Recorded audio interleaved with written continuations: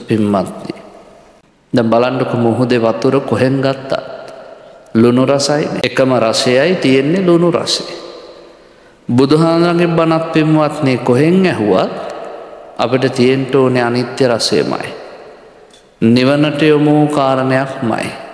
එනිසා බණ අහපුවම කල්පනා කරන්න ඕනේ නිවන් මඟ වැඩුණාද කියන එක. ආරණ්‍යක නාගෝපම සූත්‍රයේ භාග්‍යවතුන් වහන්සේ දේශනා කළේ සවැත් නුවර ජේතවනාරාමයේ වැඩ ඉන්න කාලේ. භික්ෂු සංඝයා ආමන්ත්‍රණය කරලා බුදුරජාණන් වහන්සේ දේශනා කරනවා මහණෙනි එක්තරා ඇත් රජෙක් තමන්ගේ පිරිස පිරිවරාගෙන වනයේ සැරිසරනෝ ගොදුරු හොයාගෙන. අපි දැකලා තියෙනව නෑ. වනාන්තරයේ අලියැත්තු රංචු පිටින් තමයි හැසිරෙන්නේ. ගොදුරු හොයාගෙන යද්දි පින්වත්නි රංචුව පිටින් ඉදිද්දී ඇතෙක්ට මූණ පාණ්ඩ වෙනවා කරදර කීපයක්. දැන් අපි නම් අලි රංචු බලලා සතුටු වෙලා ෆොටෝ එකක් ගහගෙන ගෙදර එනවා මිසක් අපිට මේ කියන කාරණා එකක්වත් සිහිපත් වෙන්නේ නෑ. භාග්‍යවතුන් වහන්සේ සර්වඥයිනේ. උන්වහන්සේ කියන වනේ ඉන්න ඇතා රංචුවත් එක්ක යද්දී ඇතින්නියෝ ඇත් පැටව් පරිවාර සේනාව තව අලි ඇත්තෝ ඔක්කොම යද්දී එයාට මූණ දෙන්න වෙනවා ගැටලු 4කට. පළවෙනි එක තමයි මේ ඇතාට ඉදිරියෙන් යනවා අලි පැටව් ඇතින්නියෝ රංචුවේ අය. ඒගොල්ලෝ තමන්ගේ හොඬෙන් තනකොළ ඔක්කොම උදුරා කනවා. දැන් අගසුන් තනකොළ කෑලි කෑලි වලට කඩාගෙන උඩින් අහුවෙන ටික කනවා. එතකොට පස්සේ යන ඇතාට කණ්ඩ වෙන්නේ මොනවද? අනිත් අය ඉඳුල් කරපුවා කඩපුවා. ඒ කියන්නේ සුපිරිසිදු තනකොළ කණ්ඩ වෙන්නේ නෑ. යා ඇත් රජෙක්. රජෙක් වුණත් එයා පසුපසින් එද්දී යාට කලින් යන අලිපටව, එයාට කලින් යන ඇතින්නියෝ, එයාට කලින් යන සේනාවේ අය එයාට කණ්ඩ තියෙන මිහිරි භෝජනය වළක්වනවා.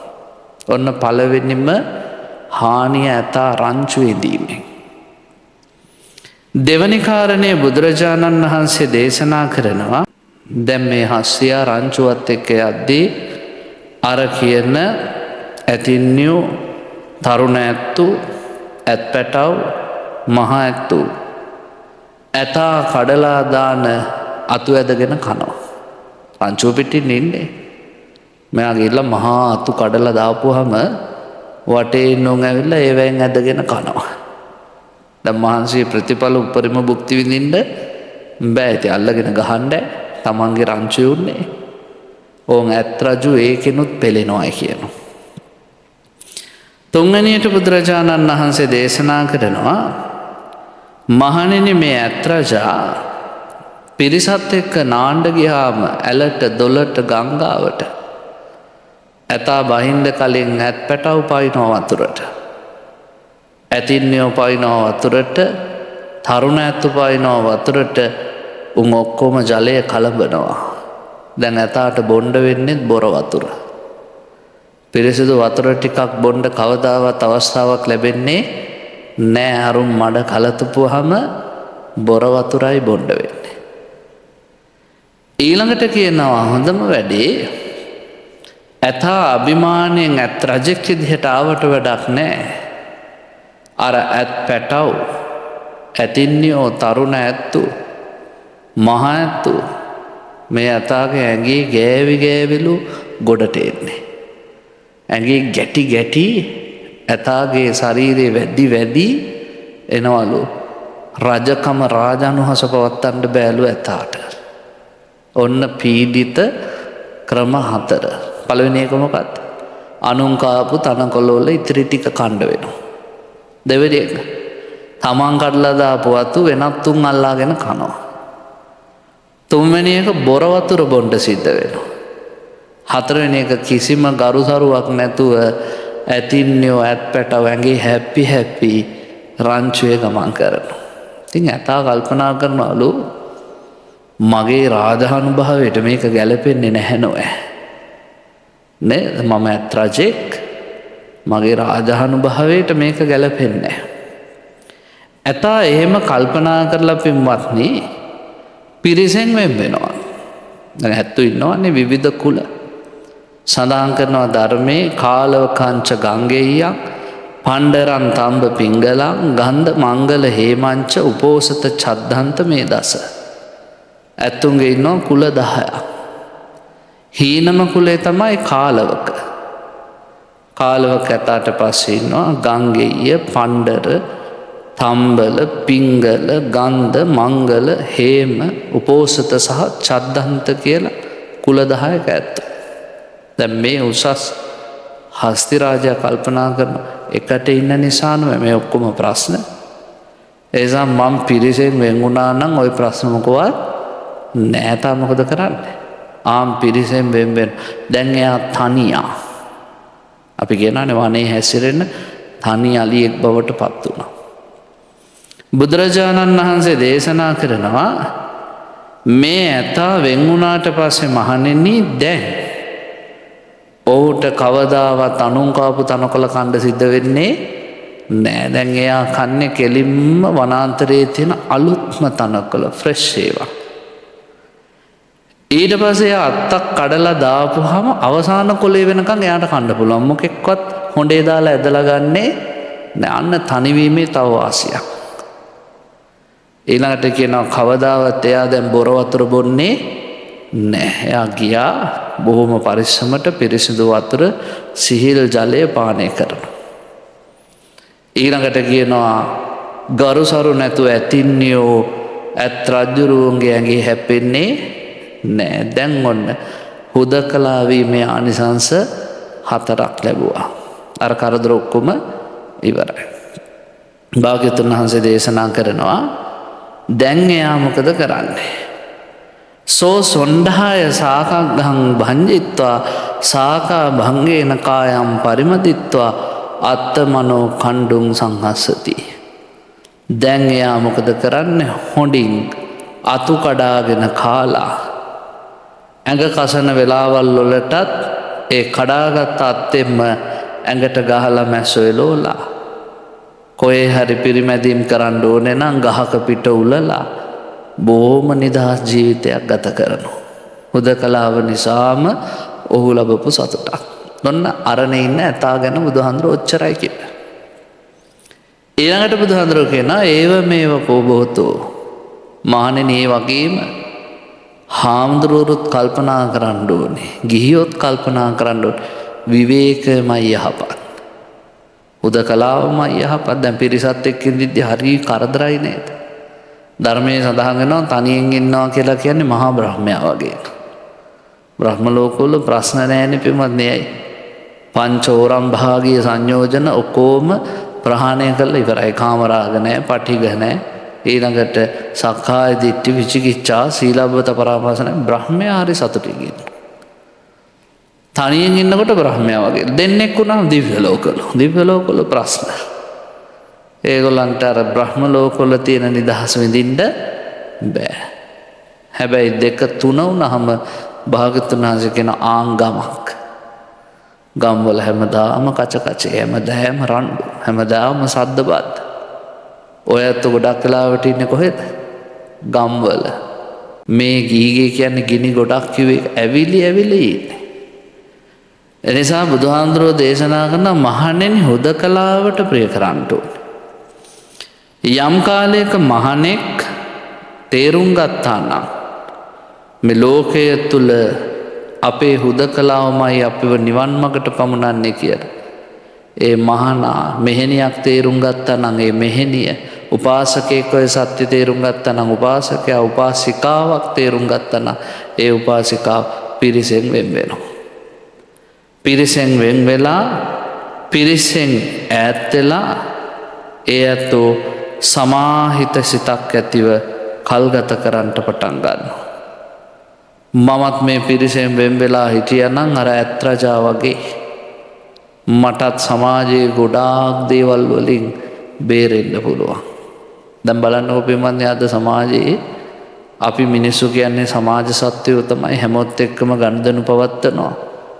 හැබැයි ඒ පැවැත්වීම නිසාම මොනතරම් පීඩාවට අපිපත් වෙනවා. සමහර වෙලාවට වචනයක් වැරදුනොත් ඒකම ඇති අපිව පීඩාවටපත් කරන්න.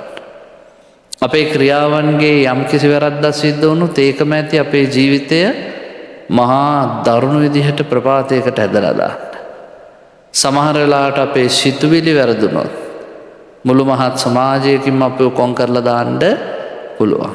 භාග්‍යවතුන් වහන්සේ දේශනා කරනවා හුදකලාවට ප්‍රිය කිරීම තුළ ගැටලු ගොඩකින් වෙන් වෙන්න පුළුවන්. මේ හුදකලාව කියලා කියන්නේ ඔක්කොම අතහැරලා කැලේට යන්න කියන එක නෙමෙයි.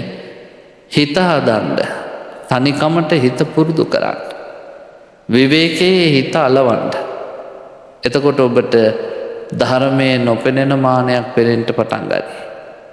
දැන් බුදුරජාණන් වහන්සේ දේශනා කරනවා එහෙම සිව්වනක් පිරිස තේරුම් ගත්තාම ගණයා කෙරෙන් වෙන් වෙලා පිරිසෙන් වෙන් වෙලා වනාන්තර රුක්මුල් පර්වත කදුරු ගිරිගුහා සොහොන්පෙත් වනපෙත් අභ්‍යවකාශය ආදී ස්ථාන භජනය කරන්නට පටන් ගන්නවා. හැමතිස්සම හුදකලා ස්ථානය ශුන්‍යාගාරයක් හොයාගන්න. දැන් ඔය ඇත්තන්ට ඔය ඇත්තෝ ඉන්න ගෙදර කාමරේ පින්වත්නි දොර ජනෙල් ටික වහගත්තාම බාහිර පලිබෝධ වලින් තොරයි නම් ආන් ශුන්‍යාගාරයක්. ආය අමුතුවෙන් කැලෑවට යන්න ඕනේ නැහැ. ඔය ඇත්තන්ගේ නිදහස ඔය ඇත්තන්ට ලැබෙනවා නම් බුදුහාඳුරෝ දේශනා කරන නිදහසටම ප්‍රිය කරන්න. නිදහසට ගිහිල්ලා ප්‍රිය කරලා ඒ නිදහස තුලින් හිත හදන වැඩපිළිවෙලක නිරත වෙන්න. ඔන්න දැන් අරන් ඉන්න හස්තියා කරදර වලින් මිදුණට පස්සේ ඔහුට කැමති විදිහකට ඉන්න පුළුවන්. ඒ තුලින් සුවයක් ලබනවා. ඒ වගේම සිව්වනක් පිරිසත් පිරිසෙන් වෙන් වෙලා හුදකලා වෙන්න. හුදකලා වෙලා මොකද කරන්න ඕන? ඔයත්තන්ට හිතෙන විදිහ දැන් හුදකලා වෙලා හිටියොත් ඇද්ද නිවන් දකින්න? අපි ඔක්කොම අතහැරලා තනියෙන් ඉන්නවා. පුළුවන් ද නිවන් දකින්න? බෑ. අපි හිත දකින්න ඕනේ. මතක තියාගන්න පින්වත්නි අපිට නිවන් මඟ අවුරන එහෙම නැත්නම් ඍණාත්මක මානසික තත්ත්වයක් ඇති කරන දේවල් පහක් තියෙනවා. මේ පහ නිසානේ අපේ නිවන් මඟ වැහිලා තියෙන්නේ. ආම් බුදුහාඳුරු කෙනා හුදකලා වුණාට පස්සේ මේ කරුණු පහ දැක දැක හිතෙන් ඒවා අයින් කරන්න ඕන. මොනවද කරුණු පහ? නිවන් මඟ අවුරන්නේ මොනවද? පංච නීවරණ වලින්. නුවණින් දකින්න කිව්වා. පළවෙනි එක තමයි කාමච්ඡන්ද.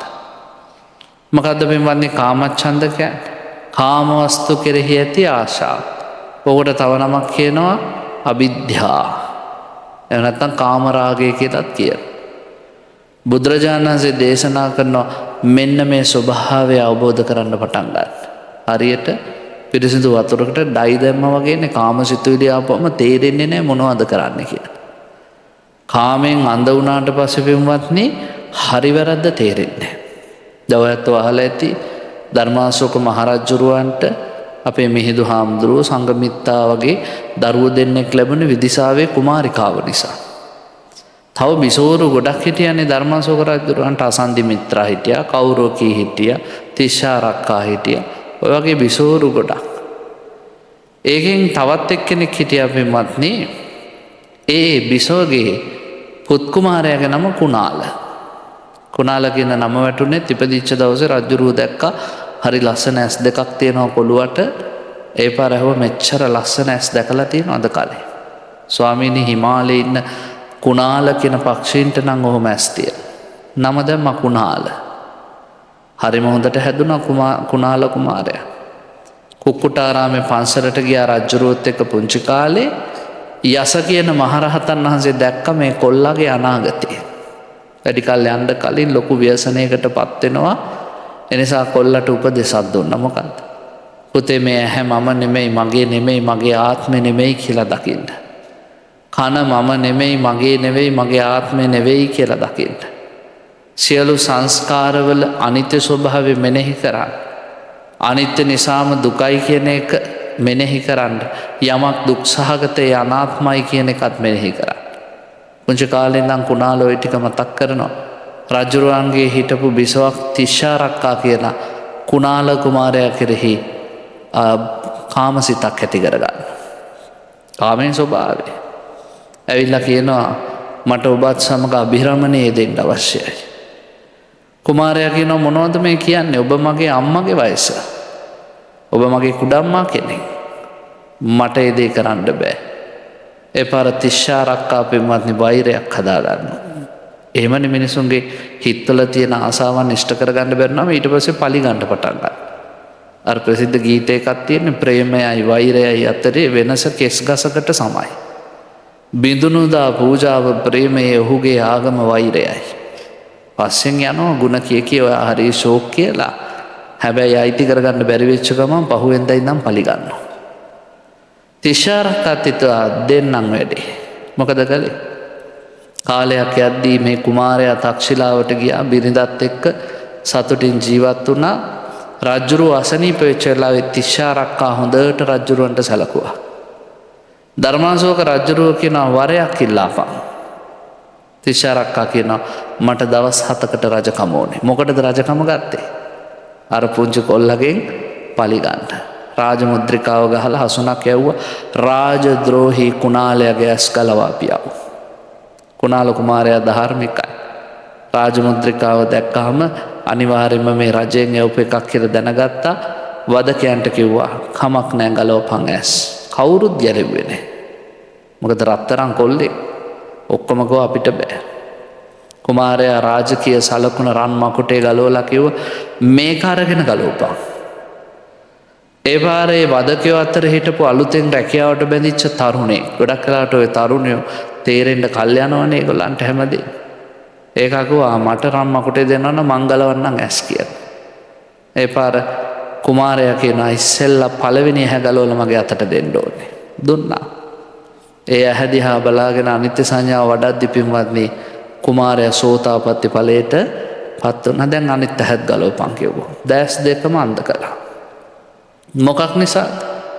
කාමයන් කෙරෙහි ඇති කරගත්ත දැඩි ආශාව මත ආන්ගේ කාමයෙන් මන්ද වුණා. බුදුහාඳුරෝ ඒකයි අපිට කියන්නේ කාමච්ඡන්දේ හිතට ආවම අපි කරන්නේ මොනවද කියලාවත් දන්නේ නැලු. ඒ හිත දකින්නලු විනිවිද. කාමච්ඡන්දේ තියෙද්දි පින්වත්නි ඇත්ත ඇති සැටියෙන් දකින්න බෑ. අවිද්‍යාවෙන් වැහිලා අපි ඉන්නේ. ඒක හරියට කිව්වොත් වතුරට මොනවා හරි පාට සායම් මිශ්‍ර කරා වගේ දැන් එතකොට පතුල පේන්නේ නැහැ. ඊළඟට දෙවැනි නීවරණය තමයි ව්‍යාපාදය. ව්‍යාපාදය කියන්නේ හිතේ ඇතිවෙන ද්වේෂ සහගත ස්වરૂපය. අපිට යම් කිසි දෙයක් නිසා අසතුටුදායක ස්වરૂපයක් ඇති වෙනවා නම් ප්‍රතිවිරුද්ධ අරමුණු ගැන ඇතිවෙන ගැටීම අපි කියන ව්‍යාපාදයක් කියලා. ඒ තරහව මත අපි කොයි තරම් දේ කරනවද? අනුන් නැසීමේ සිත. එතකොට මිනිස්සු හැමතිස්සෙම වෛරයටත් එහා ගිහිල්ලා ඔයත් අහලා ඇතිනේ පටිඝය නේද? සමහර වෙලාවට එතනොත් එහාට ගිහිල්ලා බාද්ධ වෛරය උපනාහ කියන්නේ නේද? සමහරු කියනවානේ මන් ණය පොළඟෙක් වෙලා හරි තෝ කනවා. ජාතිත් පලිගන්නවා. ඇයි කුමක් නිසාද? මේ ව්‍යාපාදයට හිතේ වැඩෙන්න ඉඩ දීම නිසා. ඒක හරියට කොයි වගේද? වතුර නටද්දි රත් වුණාම පින්වත්නි පතුල පේන්නේ නැහැ. දැන් පිරිසිදු වතුරේ පල්ලෙහා පෙවුනට නටන වතුරක පතුල පේන්නේ නැහැනේ. බුබුලු දදා මතුවෙද්දී අපිට පැහැදිලි නැහැ. හිතත් එහෙමයි. වෛරයෙන් දැවෙද්දි, කෝපයෙන් දැවෙද්දි, ක්‍රෝධයෙන් දැවෙද්දි අපිට අපේ හිත විනිවිද දකින්න බෑ. ඔන්න නිවන් මඟ වහපු දෙවෙනි කාරණේ. 3 තීන මිද්ද. දැන් සාමාන්‍යයෙන් පින්වත්නි තීන මිද්දේ හඳුන්වන්නේ ගොඩක් අය කියන තීන මිද්ද හිතේ ඇතිවන නිදිමත ස්වභාවය. මතක තියාගන්න තීන මිද්ද කියන්නේ වචන දෙකක්. තීන කියන්නේ මානසික අකර්මණ්‍ය බව. මනසින් කම්මැලි ඉන්නේ සමහර. දැන් බෑ පස්සේ බැරිය. ගොඩක් අය තරුණ කාලේ කියන්නේ නාකි වුණාම පුළුවන් සිල් ගන්න. දැන් කොහෙද? නේද? ඒගොල්ලෝ කියන තව කල් තියෙනවා. පස්සේ කියලා කල්දදායි අන්න තීන මානසික අකර්මණ්‍ය. පෙන්ෂන් ගියාට පස්සේ සිල් ගන්න ආපුවම ඉතින් මිද්ද කායික අකර්මණ්‍යකම. එතකොට ඉඳගත්ත තැනින් නැගිට ගන්න බෑ. නැගිට ගත්තාම ඉඳ ගන්න බෑ. කියන දේ ඇහෙන්නේ නැහැ. කන් ඇහෙන්නේ නැති වුණාම හාමුදුරුවෝ මරණෝ කිව්වත් සාදු කියනවා. තොප්පියලෙන්දගේ කතාව කිව්වත් සාදු කියනවා. සමහරලාට ගිය පොයට කියපු බණ මේ පොයට කිව්වත් සාදු කියනවා. පේනවනේ. එතකොට ඒ නිවන් මඟ අවුරන තුන්වෙනි කාරණේ කොහොමද? වතුරේ පාසි බැඳුනා වගේ. පාසි බැඳුනහම පතුල පේන්නේ නෑ. බලන්නකො මේ බුදුරජාණන් වහන්සේ මොන තරම් ලස්සනට අපේ නිවන් මාර්ගය වැහෙන විදිහ අපිට කියලා දුන්නා. ඊළඟට බුදුරජාණන් වහන්සේ පෙන්නනවා උද්ධච්ච කුක්කුච්ච. මේකත් වචන දෙකක්. උද්ධච්ච කියලා කියන්නේ පින්වත්නි හිතේ නොසන්සුන් බව, විසිරුණු බව. කුක්කුච්ච කියලා කියන්නේ කළ නොකළ වරදි ගැන තැවීම. දැන් හිත විසිරිලා එතකොට අපිට යථාර්ථය පේන්නේ හරියට වතුර බොර කළා වගේ. බොර කරපු වතුරේ, කැළඹිච්ච වතුරේ අපිට කවදාවත් පතුල පේන්නේ නැහැ. උද්ධච්ච කුක්කුච්ච හිතට ආවට පස්සේ අපිට යථාර්ථය තේරුම් ගන්න බෑ. සමහරු පසුතැවෙනවා. ඒගොල්ලෝ කියනවා අනේ කොච්චර බණ ඇහුවා වැඩක් නැහැ, අපි තරම් පව් කරපුන් ලෝකේ නැහැ. සමහරු කියනවානේ අපේ තරුණ කාලේ අපි කරපුවා දෙයි හාමුදුරනේ මේ බණ අහලා නෙමෙයි, බණවලින් නෑවුවත් අපි ගොඩ ඉන්නේ. හැබැයි මතක තියාගන්න බුදුහාමුදුරුවෝ දේශනා කරන ධර්මයේ තුල භයානකම අකුසලයක් පසුතැවීම. බුද්ධ ධර්ම කියන්නේ පින්වත්නි කොච්චර වැරදි කළත් වැරදි හදාගත්ත කෙනා වටිනවා කියලා උගන්වන ආගමක්. 999ක් මරලාපු අඟුලිමාල රහත් වුණාම බුදුහාමුදුරුවෝ කියනවා අද වලාකුලින් එළියට ආපු හඳ වගේ. මෙච්චර කල් වලාකුලින් එළිය වැහිලා තිබ්බේ. අද තමයි එළියට ආවේ. එනිසා මතක තියාගන්න බුදුදහම කවදාවත් වරද්දට සාප කළත් වැරදි කරුවන්ට සාප කළේ නෑ. මනුෂ්‍ය ජීවිතේ ගන්න හරි අමාරු වෙන්නේ. ඒ නිසා කොයි මොහොතේ හරි වැරදි කියලා තේරුණා නම් හැදෙන්න අවස්ථාවක් දුන්න ධර්මයේ. ඒකට කියනවා ආයති සංවරය. මොකක්ද ආයති සංවරය කියන්නේ? තමන් කරගෙන ආපු එක වැරදි නම් තමන් ගැනම ලැජ්ජා වෙලා නෑ මෙතන ඉඳන් ඒ දේවල් කරන්නේ නැහැ දෙනවා. තම්බදා ටික කියන සොරා අවුරුදු 55ක් බෙලි කැපුවා. ඔයත් අහලා ඇති. එයාගේ රැකියාව තමයි රජයේ වදකයා. මිනිසුන්ගේ බෙලි කපන්නේ යා. අවුරුදු 55ක් බෙලි කපලා අපි හිතමුකෝ අවුරුදු 25 දී පටන් ගත්තා කියලා. දැන් 55ක් වෙනකන් කැපුවා කියලා කියන්නේ තම්බදා ටිකට අවුරුදු 80ක් විතර. තම්බදා ටික දවසක් මිනිහෙක්ගේ හිස කසා දාද්දී කැපුනේ නැහැ. අපේ අත දන්නවා රාජනීතියේ තියෙන එක නීතියක් රජවරු හරිම සාධාරණ නීති බෙල්ල කැපුවත් එකපාරින් කපන්න ඕන. එක කඩු පාරයි. නිකන් අර මොට්ට පිහි වලින් මස් කපනවා වගේ එක දිගට අදින්න බෑ. මෙයා ගැහුවා කැපුන්නේ. ඒ පාර දෙවෙනි පාර ගැහුවා, තුන්වෙනි පාර ගැහුවා. රජුරෝ බලන් ඉඳලා කිව්වා විශ්‍රාම යන්න. දැන් ඔයාගේ කාලය ඉවරයි. දැන් ඔයාට බෑ. ඒ පාර තම්බදා ටික විශ්‍රාම ගියා. රජුරෝ තෑගි භෝග දීලා පිටත් කළා. එන ගමන් කල්පනා කළා මම වගේ පව්කාරී. ආයිනම් මෙතනින් එහාට මං කිසිම පවක් කරන්නේ නැහැ. හැබැයි ඉතින් තම්බදා ටිකට තමන්ගේ ඇඟේ තියෙන පිළිගඳ තමන්ටම දැනෙනවා. අවුරුදු 55 බෙලි කපපු මිනිහෙක්. ඔය සමහරු ඉන්නවනේ මම කොච්චර පින්කම් වලට අඬ ගැහුවත් කියන ඕන්නේ. ඇයි? තමන්ගේ හෘද සාක්ෂිය දොස් කියලා. උඹ කරලා තියෙන පව්කන්දේ හැටියට නේද? සමහරු කියනවා ආන්දරනේ අපි කරලා තියෙන ඒවා. තම්බදා ටිකටත් එහෙම හිතුණා. මේ මිනිසයාට පිහිට වෙන්න පින්වත්නි සාරිපුත්ත මහරහතන් වහන්සේ ගෙදරට ආවා. බලන්න මිනිස්සුන්ගේ මේ මනස වැඩ කරන හැටි ධර්මයෙන් පෙන්නන හැටි. තම්බදා ටික තමන්ගේ දුවට කියනවා දුවේ කිරි කැඳ බොන්න ආසයි. කිරි කැඳ හදාපන්. මම ගිහිල්ලා එන්නම් ටවුන් එකට කියලා හොඳට නාලා ටවුන් එකට ගිහ. ඒ කාලේ තින් සෙන්ට් නෑනේ පින්වත්නි. මෙයා සුවඳ මල් මාලා අරගෙන බෙල්ලේ දාගෙන ඉනවා. ඇයි? තමන්ගේ හෘද සාක්ෂිය අර මිනි මැරීම් ගැන මතක් කරද්දී යාටම පිළිගඳක් පිළිකුලක් එනවා යාකට. දැන් සුවඳ මල් මාලා දාගෙන ඇවිල්ලා කිරි කැඳ කෝපේ අතට අරන් බොණ්ඩ හදද්දිම සරියුත් හාමුදුරුවෝ ඉස්සරහා. ඒ පාරක ස්වාමීනි වඩින්න. කිරි කැඳ කෝපෙත් පූජා කරා. උන්වහන්සේ වැළඳුවා. අනේ ස්වාමීනි මම මේ හැදෙන්න පටන් ගන්න හදපු මොහොතේ ඔබ වහන්සේ වැඩිමත් ශ්‍රේෂ්ඨයි. මට බණ කියන්න කිව්වා. සරියුත් හාමුදුරුවෝ ඉස්සෙල්ලා ඔන්නේ කිරි කැඳ කෝප්පයක් බීලා ඉන්න. දැන් ආසාවෙන් හදපු එකනේ. නැත්නම් ඉතින් කොච්චර බණ කිව්වා කිරි කැඳ කියලා නේ හිතේ වැඩ කරන්නේ. ඉස්සෙල්ලා කිරි කැඳ කෝප්පයක් බීලා බිව්වා. හැබැයි කිරි කැඳ කෝප්පේ බොන ගමන් කල්පනා කරනවා සරියුත් හාමුදුරුවෝ මේ බුදුහාමුදුරුවෝ ඇවිල්ලා බණ කිව්වත් අවුරුදු 55ක් මිනී මරපු මට මොන සහනයක්ද? සරියුත් හාමුදුරුවෝ හිත දැකලා මේ මානසික මට්ටමින් හිත මුදවන්න ඕන නිසා අහනවා උන්නේ රැකියාව වදකයා නේද? ඔව් ස්වාමීනි. මිනිසුන්ගේ බෙලි කැපුවා නේද? ඔව්. අවුරුදු කීයද? 55. මරාපු මිනිස්සු ගාන හිතන්නවත් බෑ ස්වාමීනි. ඒ පාර කියනවා මොකක්ද හිතන්නේ? උන්නැහේ බෙලි කැපුවේ උන්නැහැගේ උමනාවටද රජ්ජුරුවන්ගේ උමනාවට? ස්වාමීනි මගේ උමනාවට නම් එකෙක්වත් මම මැරුවේ නෑ, රජ්ජුරුව කියපු නිසායි මැරුවේ. එහෙනම් ඔබතුමා හිතන්නේ වැඩිපුර පව් ඔබටද රජ්ජුරුවන්ටද? දැන් හිතට ආව ලොකු සතුටක්. ඒ පාර කිව්වා ස්වාමීනි ඉතින් මට ඕන නිසා නෙමෙයිනේ මැරුවේ, රජා කියපු නිසා. වැඩිපුර පව් රජාට කිව්වා. එහෙනම් බණ අහමු කිව්වා. දැන් හිතට පුදුම ෆිට් එකක් ඇවිල්ලා නේද? ඔබ බලන්නකො බුද්ධ ශ්‍රාවකයෝ මොන තරම් කරුණාවන්තද කියලා.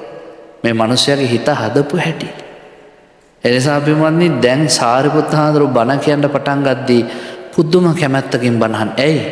මං වැඩිපුර පව් කරලා නෑ, මටත් හැදෙන්න අවස්ථාවක් තියෙනවා. බණ අහගෙන යද්දී සෝතාපට්ටි ඵලයට ආසන්න මාර්ගස්ත සිතක හිත නතර වුණා. එතනින් එහාට යන්න බෑ. පව් වලින් වැහිලානේ. ශීලයේ ආරේකාන්ත ස්වභාවයක් නැති නිසා සෝතාපට්ටි ඵලයටපත් වෙන්න බෑ. මාර්ගස්ත සිතක අවසානයේ නතර වුණා. සරියුත් හාමුදුරුවෝ දැනගත්ත මෙතනින් එහාට බෑ කියලා.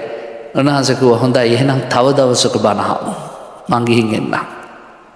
තම්බදා ටික නැගිටලා කියනවා මම ඔබ වහන්සේව ඇරලා එන්න අයියා. පාත්‍රෙත් තරංග ගිහිල්ලා සාරිපුත්ත හාමුදුරුවෝ පන්සලට ඇරලා එද්දී තම්බදා ටිකට එළදෙනක් ඇනලා මහපාරේ මැරුවා. තම්බදා ටික මැරිලා ඉපදුනේ සුගතියේ. මතක තියාගන්න. එසා කවදාවත් අපේ බෞද්ධ පින්වතුන් කරපු ඒවා ගැන පසුතැවි ඉන්න එපා. මනුෂ්‍ය ජීවිතයක් අපිට ලැබිලා තියෙනනේ, හොඳට හිතන්න පුළුවන් මිනිස්සු විදියට කරපු ඒවා මෙච්චරක් තියෙනවා, අපි අපායේ තමයි කියලා හිත හිටියොත් ඔබ අපායෙම තමයි. කරපු ඒවා පැත්තකින් තියලා භාග්‍යතුන් වහන්සේ අපිට කියනවා මේ මොහොතේ ඉඳන් හැදෙන්න. වරද හැමදාම කළ යුත්තක් නොවේ. කවුරු වැරදි කළත් පින්වත්නි වැරදි හදාගත්ත මිනිස්සු වටිනවා. ධර්මයේ තුල අපිට ඕන තරම් උදාහරණ දීලා තියෙනවා. අම්බ සක්කර කියන රජා හාමුදුරුවන්ට කකුල් මාට්ටු දාලා ඔලු පළලා පාත්තර පොලේ ගහලා හාමුදුරුවෝ බිම පෙරලගෙන ගහලා අවසානයේදී පෙරේතේ රාත්‍රී හීනෙන් ඇවිල්ලා බය කරාම මහරහතන් වහන්සේ නමකට සිවුරු පූජා කරන්නට ආව වෙලාවේ උන්වහන්සේ අහනවා රජතුමනි ඔබ හාමුදුරුවන්ගේ ඔලු පළලා හාමුදුරුවන්ට ගහලා වද දීලා අද මොකද? ස්වාමීනි ඊයේ රාත්‍රීක පෙරේතෙක් මට ධර්මය කියලා දුන්නා. මටත් හැදෙන්නයි ඕනේ. එනිසයි මේ පිළිසඟල පූජා කරන්නේ. අර රහතන් වහන්සේ කියනවා රජතුමනි ඔබ වරද විදිහට පිළි අරගෙන හැදෙන්න කැමති නම් අපි ඉවසන්නත් කැමතියි. එහෙනම් පූජා කරන්න කිව්වා සිවුරු. ඔන්න බුද්ධ ආගම. එනිසා ඔයත් පින්වත්නි හැමතිස්සෙම මතක තියාගන්න. හිතේ කොයිම වෙලාවකවත් උද්දච්ච කුක්කුච්චයට මතුවෙන්න දෙන්න එපා. උද්දච්චය කියලා කියන්නේ හිතේ නොසන්සුන් ස්වභාවය, කැළඹුණු ස්වභාවය. කුක්කුච්චය කියලා කියන්නේ කල නොකල වැරදි ගැන ඇතිවන පසුතැවීම. ඒක හරියට වතුර කැළඹුණා වගේ. ඊළඟට පින්වත්නි පස්වෙනි එක කියනවා විචිකිච්ඡා. මොකද්ද විචිකිච්ඡා කියන්නේ? පදනම් විරහිත සැකය. සැකය කියන්නේ මොකක් ගැනද? මාර්ගය සහ ප්‍රතිපදාව ගැන. දැන් සැකය කිව්වම එක පැති වලට එනවා. සමහරලාට නෝන්ලට මහත්යා සැකයි, මහත්යලට නෝනා සැකයි. මට එක වතාවක මහත්තයෙක් කිව්වා එයා නිවාඩු වෙන දවසට ඔය ක්‍රියාන්විත සේවයේ ඉඳලා නිවාඩුවේදී පාන් පිටි අරන් ගෙනවනවා. මොකටද පාන් පිටි?